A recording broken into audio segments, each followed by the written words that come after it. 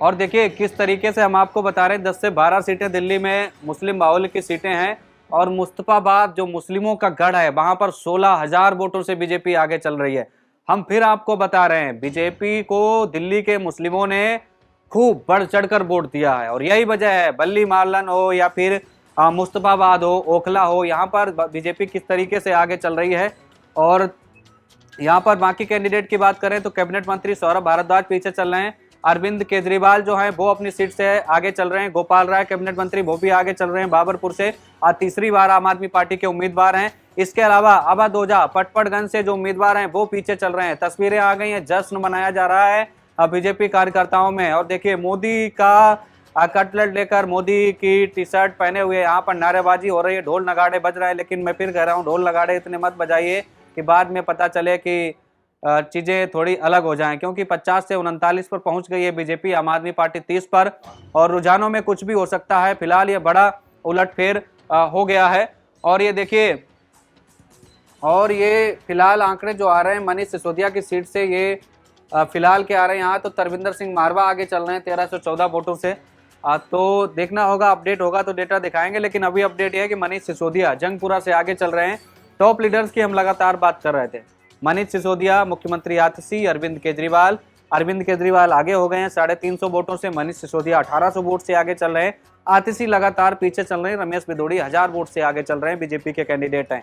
मंत्रियों की बात करें, सौरभ भारद्वाज पीछे हो गए हैं, गोपाल राय आगे चल रहे हैं। इसके अलावा कई मंत्री आम आदमी पार्टी सरकार के, दिल्ली सरकार के, वो पीछे चल रहे हैं।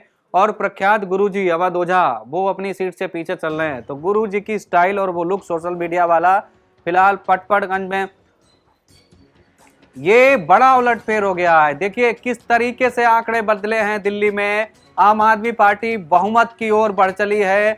हम आपको लगातार बता रहे हैं, 31 सीटों पर आम आदमी पार्टी पहुंच गई, बीजेपी 38 पर। देखिए बहुमत के करीब पहुंच रही है आम आदमी पार्टी, तो कुछ भी हो सकता है। और यही वजह है कि संजय सिंह जो आम आदमी पार्टी के दिग्गज नेता, राज्यसभा सांसद, वो अरविंद केजरीवाल के घर पहुंचे हुए हैं दिल्ली चुनावी नतीजों को लेकर। लेकिन देखिए कैलाश गहलोत, हनुमान केजरीवाल के कहे जाते थे, वो अपनी सीट से आगे चल रहे हैं बिजवासन से। और देखिए यहाँ पर 31 सीटों पर आम आदमी पार्टी बढ़त बनाई है, बीजेपी 39, कांग्रेस 0 हो गई है। ये बड़ा अपडेट दिल्ली से, बड़ा अपडेट, कांग्रेस 0 सीट पर हो गई है। खाता खुलता हुआ भी दिखाई दे रहा था, लेकिन अब पता चल रहा है कि देवली में देवेंद्र यादव आगे चल रहे थे, प्रदेश अध्यक्ष है कांग्रेस के दिल्ली के, वो अपनी सीट से पीछे हो गए हैं।